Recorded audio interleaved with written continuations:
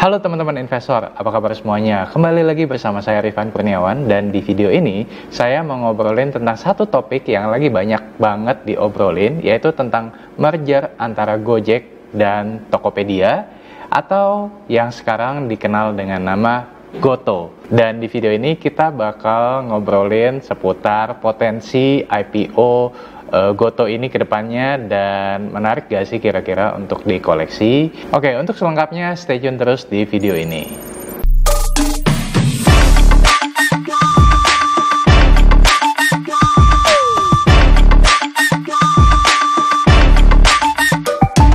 Nah, sebelum kita masuk ke pembahasan mengenai potensi IPO, di sini saya mau sajikan struktur penggabungan antara Gojek dan Tokopedia. Nah, seperti yang teman-teman bisa lihat di sini, ya, antara Gojek dan Tokopedia, ya, saat ini sudah merger menjadi nama Goto, dan kepemilikan sahamnya dibagi menjadi 60% Gojek dan 40% Tokopedia. Dan Andre Sulistyo sendiri ditunjuk untuk menjadi CEO dari Goto ini.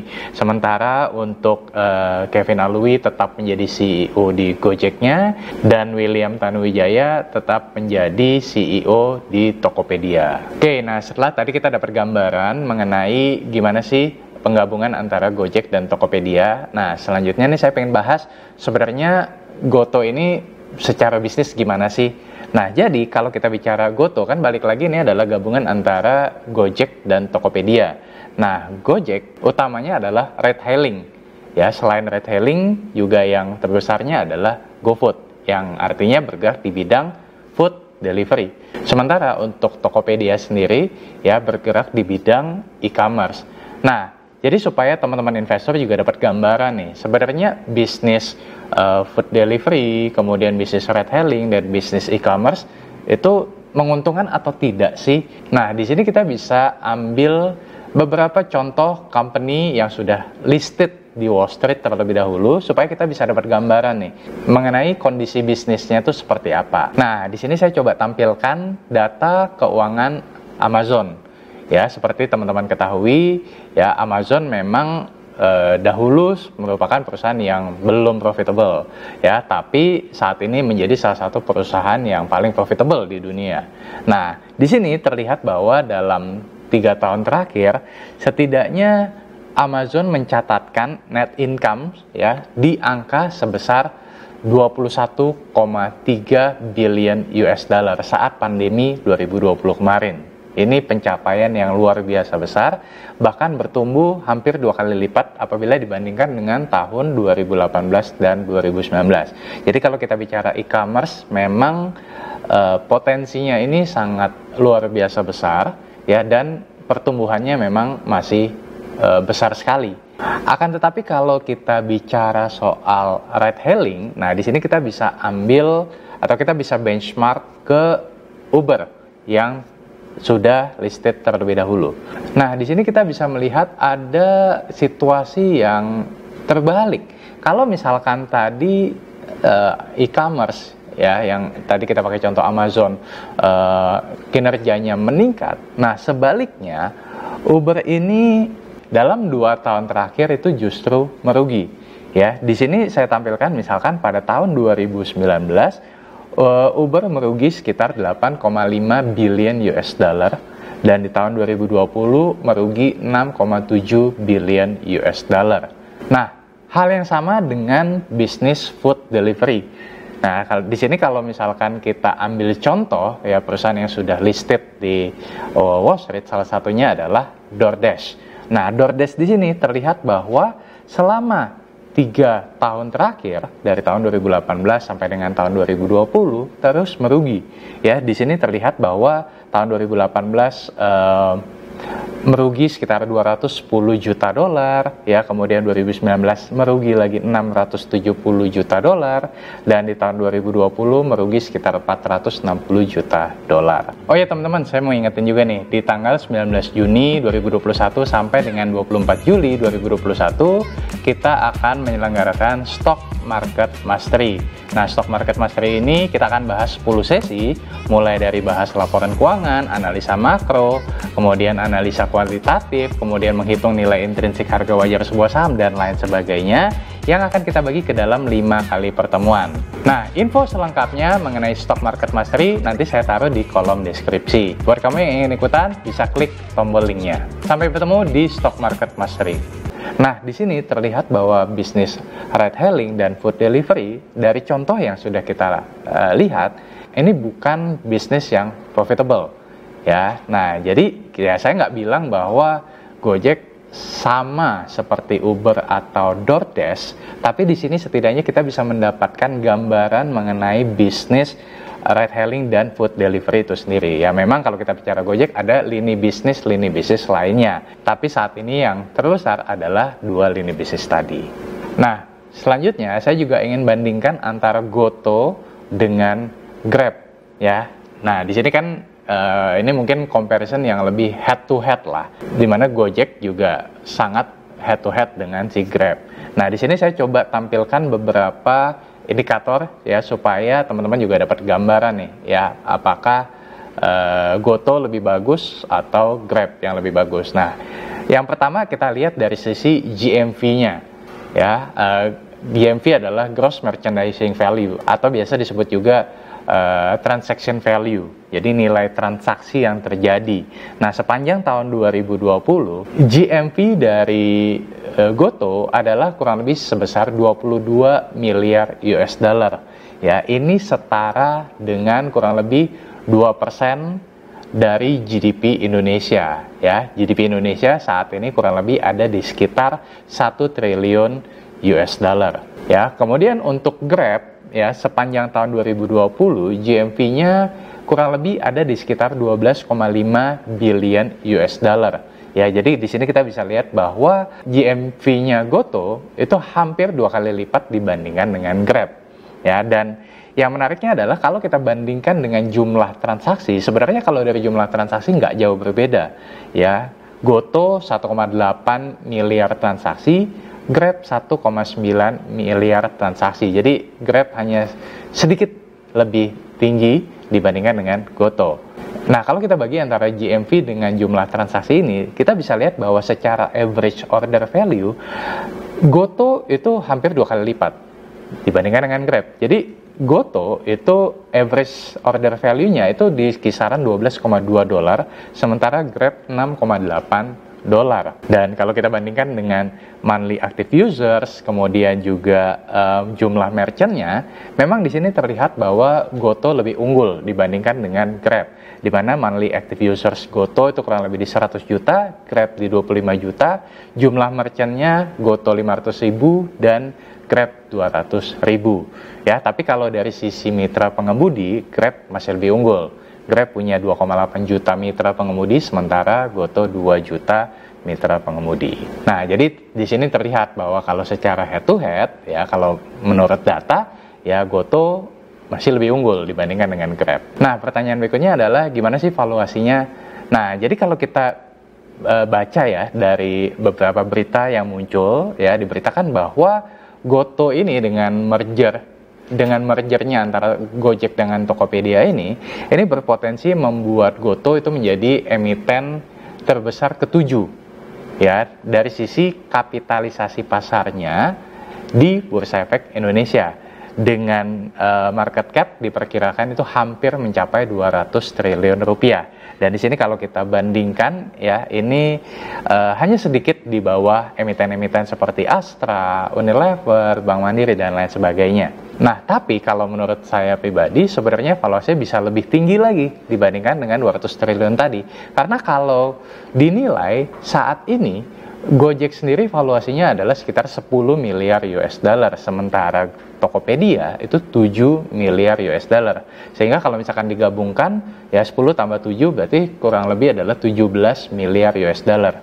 Dan kalau kita pakai kurs saat ini sekitar 14.200, maka kita akan dapatkan kurang lebih 257 triliun rupiah. Jadi lebih tinggi dibandingkan dengan estimasi awal tadi. Ya, bahkan beberapa berita juga mengemukakan bahwa sebenarnya valuasi bisa lebih tinggi lagi.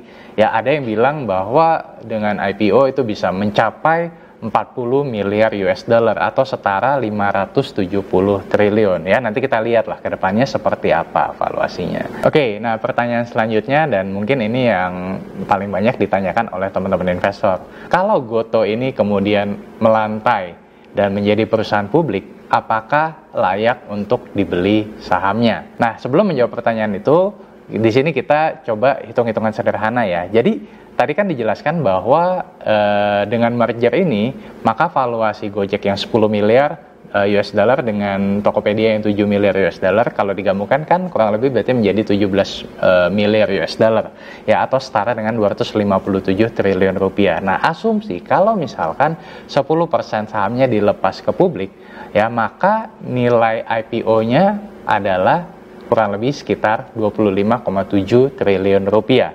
Nah, untuk informasi Anda juga bahwa rekor IPO yang terbesar saat ini itu masih dipegang oleh Adaro.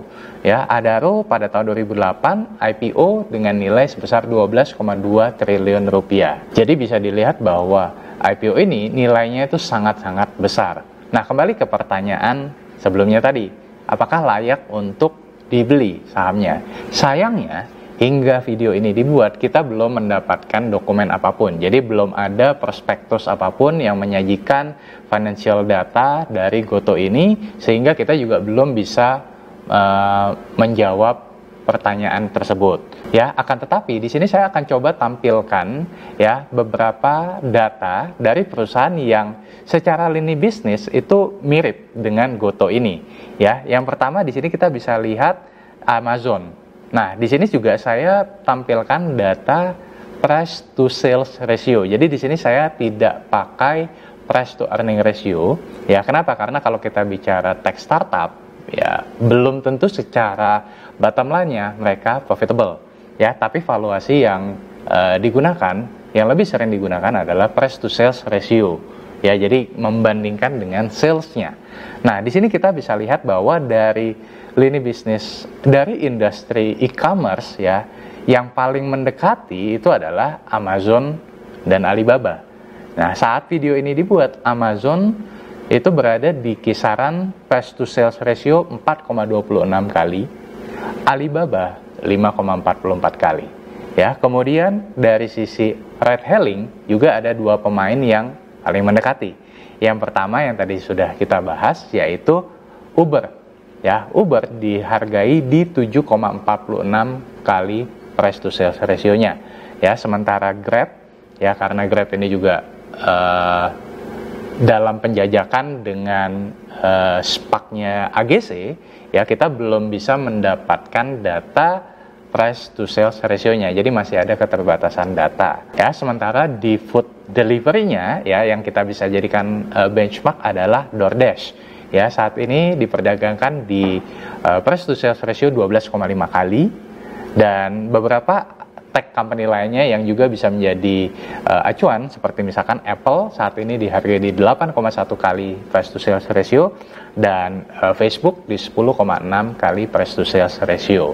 Ya, ini memang saya pakai lebih banyak di perusahaan-perusahaan di Wall Street ya, karena ya kalau di Bursa Efek Indonesia saya rasa belum ada perusahaan yang menyerupai lah lini bisnisnya dengan Gotoh ini. Nah, jadi dari data-data ini kita bisa lihat bahwa nilai tengah dari beberapa contoh yang sudah tadi kita bahas itu ada di kisaran price to sales ratio 5-8 kali.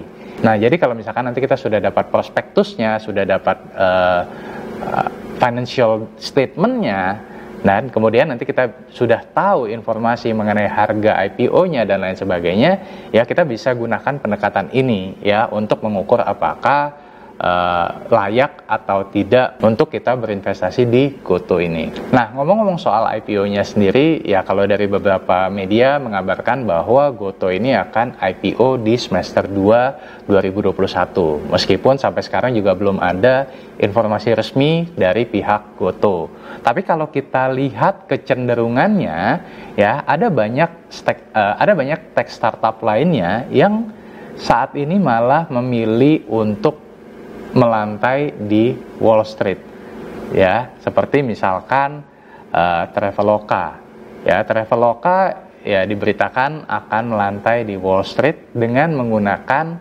SPAC atau SPAC, ya Special Purpose Acquisition Company bersama dengan Bridgestone, ya kemudian Bukalapak juga diberitakan akan IPO menggunakan SPAC, tapi belum diketahui ya akan menggunakan SPAC yang mana. Dan Grab juga dikabarkan IPO dengan jalur SPAC ya bersama dengan AGC atau Altimeter Growth Company. Nah, GoTo sendiri ya balik lagi nih. Ya, memang kalau di berita dikabarkan bahwa akan melantai di Bursa Efek Indonesia.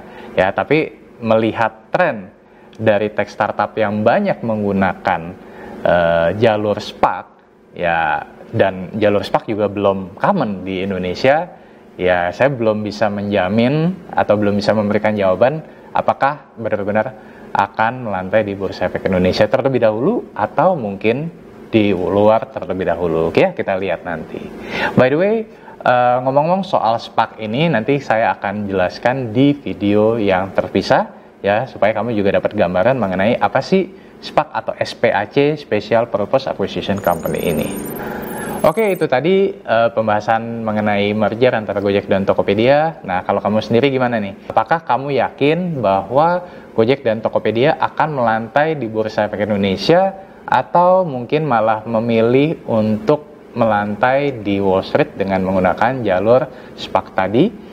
Ya, dan kalau misalkan benar-benar melantai, apakah kamu tertarik untuk membeli sahamnya? Let me know in the kolom komen. Oke, itu dulu video dari saya, semoga bermanfaat. Dan kalau kamu suka dengan video ini juga jangan lupa untuk klik like, subscribe, share ke teman-teman kamu, dan juga jangan lupa untuk nyalakan notifikasinya supaya kamu nggak ketinggalan video-video saya yang lainnya. Salam dari saya, Rifan Kurniawan, Indonesia Value Investor, and see ya!